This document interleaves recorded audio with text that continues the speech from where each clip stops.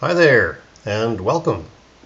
My name's Joseph, and thank you for choosing one of my videos to get some learning from, and I trust you will enjoy it. A little bit of contact information for you here.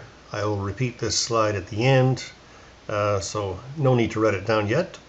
On the other hand, if you want to, pause and grab it now. So, enjoy. Back to you soon. Hi, welcome back. I want to talk today about the universe. The universe which is everything. The universe which is expanding.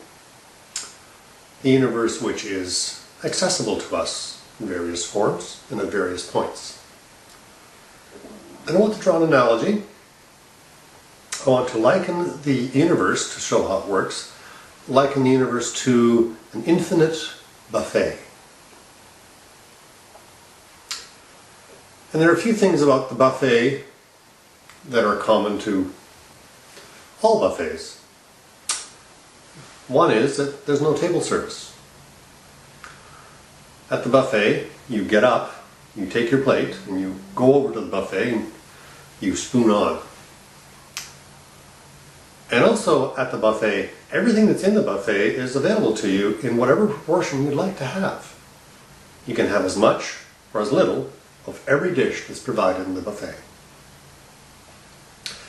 Now, with the universe as a buffet, and the universe being defined as all that there is, everything, we know that the infinite buffet that is the universe has everything you can possibly imagine in it. In fact, there's some proponents who say that the universe is expanding because we keep thinking up new things. And the universe keeps growing because of what we imagine. So everything that we imagine, everything we want, everything we could want, is coming into being in the universe somewhere, and it's in this buffet. So no table service, we need to go. Because this universe, which is a buffet, which is infinite, has everything in it, we can have what we like, but we need to ask. And by asking, I mean reach out and take the thing you want. So imagine that this buffet is a very long table, an infinitely long table, and it has those warming trays, you know, the metal things with the big lids. And you go up and you ask for what you want. So let's say I ask for beans. And I lift up the first container and I say, oh no, I didn't want white lima beans, I wanted hot beans.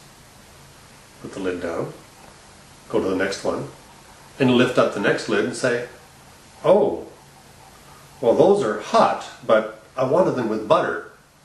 And those are brown beans, I wanted green beans. I want green beans with butter that are hot.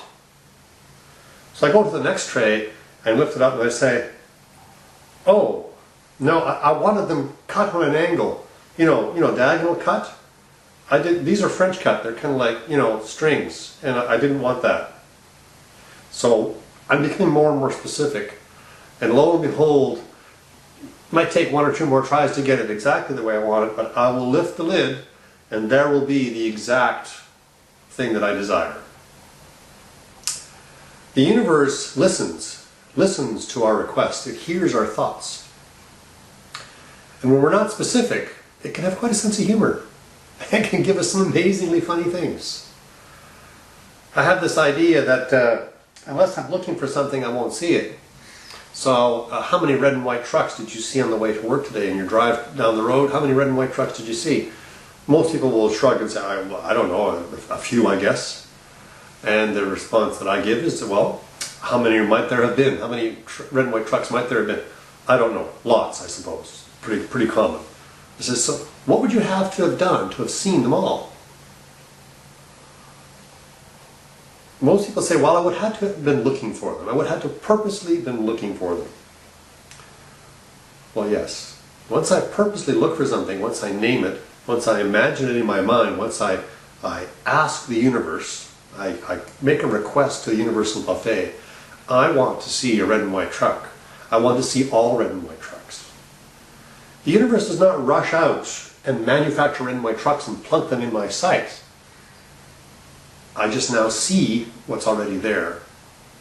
I open up to seeing, to having what I've asked for, to having the images and having the pictures, having the sight of these red and white trucks. When we request something, there's something about believing that I can have it. Now, whether that be, I believe I can have it because I'm worthy, or because I'm able, or because I'm in the right location, or it's the right time of day, whatever the reason might be, I need to have reasons in my own logical human self to believe that I can have the things that I ask for. And again, because the universe may have a sense of humor with me, I need to be very specific. And the more I can detach from the delivery mechanism, the more I can detach from the packaging that this thing that I want is going to come in, the more open I can be to let the universe deliver in its own way, the greater the chance I can have it sooner, and the greater the chance that I can have indeed what I want, possibly with a slight variation. I want a used Jeep Cherokee SUV, and I'd like the one with the 6-stack CD player. I'd like the heated seats, so in the wintertime you can heat the seats, very comfortable. I'd like a good price, of course, and I'd like it to be black. So if I could actually feel having that SUV, and feel having that particular vehicle, hear myself, watch myself listening to the stereo, feel the heated seats, driving down the road in the winter, warm as toast. The universe is out there in the warehouse getting it for me. 2 days later, I'm walking down the road, around the corner, a street I don't normally go, and there is an SUV that I want. There's the Jeep SUV, my goodness. I look at the little note on the window, it is for sale. It features the heated seats, it has the 6 CD stack changer, it is the year and the type that I want, and it's red. And the price is excellent, by the way. So the universe is playing with me a little bit and saying, it's not exactly what you wanted, I'm working on that, but in the meantime, would you like to have this one? So if I want it fast, here's an alternative that's available. Quick, 3 days. If I demand that I have exactly the color and so on that I want, I will get it, but I will have to wait. I don't have to wait because the universe is unable or slow or incompetent. I need to wait because in my mind, I've made it hard. It's me that makes it hard. There's a story, I heard a sermon once from the pulpit, and it spoke about this person who lived in this beautiful valley. It's a very deep, narrow valley, and there was an unusually large rainstorm predicted. And they were predicting floods. Because the valley was so narrow, it would fill up really fast. And sure enough, the rain came, and the floods were, as predicted, they were coming, and you're ankle deep in water already, and the mayor and the police department, the fire department, sent out the buses and so on to help evacuate the people. And they came to this one house, and the person who lived there says, no, I have faith. I have a great relationship with my Maker. I know that I will not be, untaken care of. I'll be taken care of very well. The Lord will save me. I'm not going. Okay, well, great. We have a lot of other people to take care of. We'll come back for you.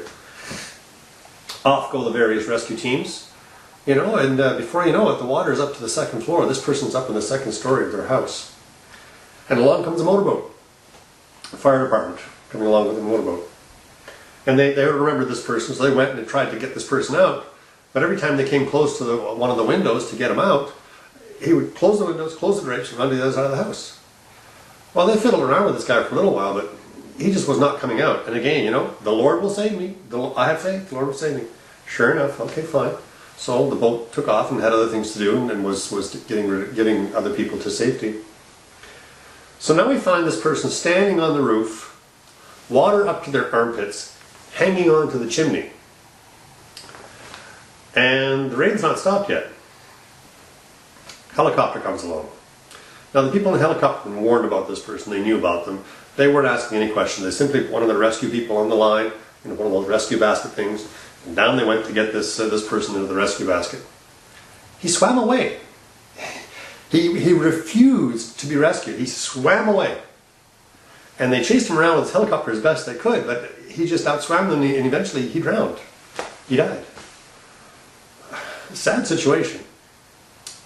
So this person finds himself on the other side and standing at the pearly gates, if we will. And of course the myth is that St. Peter is standing there taking roll call as people come in and out. And this person is actually a little bit pissed with St. Peter and kind of just, you know, look at, I had the faith, I believed, I did this, I that, and I'm dead. What's going on? Well, St. Peter kind of, you know, raises an eyebrow and says, oh, well, hey, whoa. Okay, it sounds like maybe God should answer this himself. So let's just go down and you can ask him yourself. This fellow is quite justified. He's going to bounce down there, come to the great hall where God is, and in they come, and he kind of calmed down a little bit because after all, I mean, he was in the Maker's presence, and he kind of started at him. He says, no, what is going on here? I had the faith. I did everything. I tithed. I gave to the poor. I did everything. I did everything, and I believed that you would save me as you said you would, and you didn't. God looked at this person, and with the most tender, loving voice, said, my beautiful, beautiful child, I sent the bus, I sent the boat, and I sent the helicopter. Why did you deny my gifts?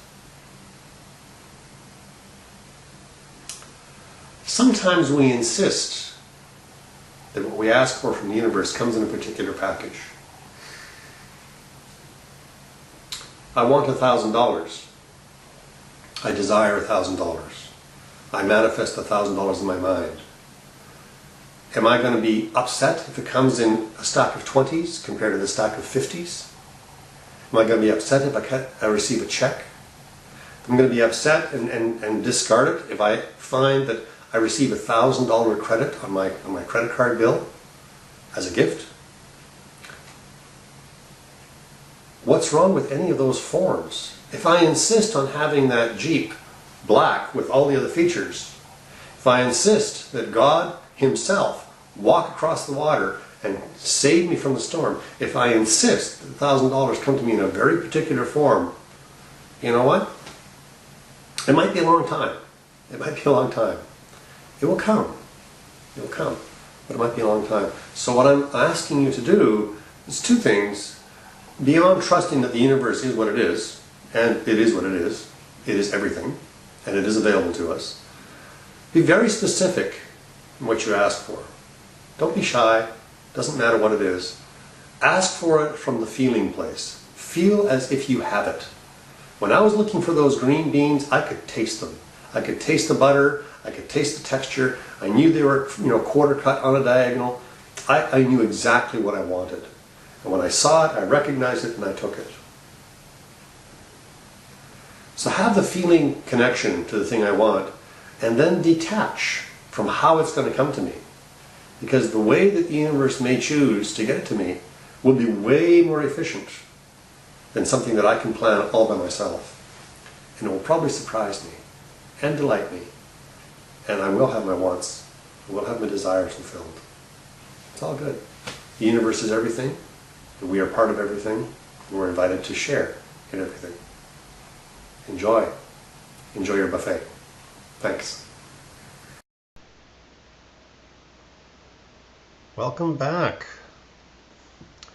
Trust you enjoyed the video and that you found yourself a little bit of insight, something to think about, and help you going forward. Here's my contact information again. by all means do ring or text or email, and whatever you need, I'd be glad to provide. There are other videos here as well. Please help yourself. Thank you, and hope to see you again. Bye.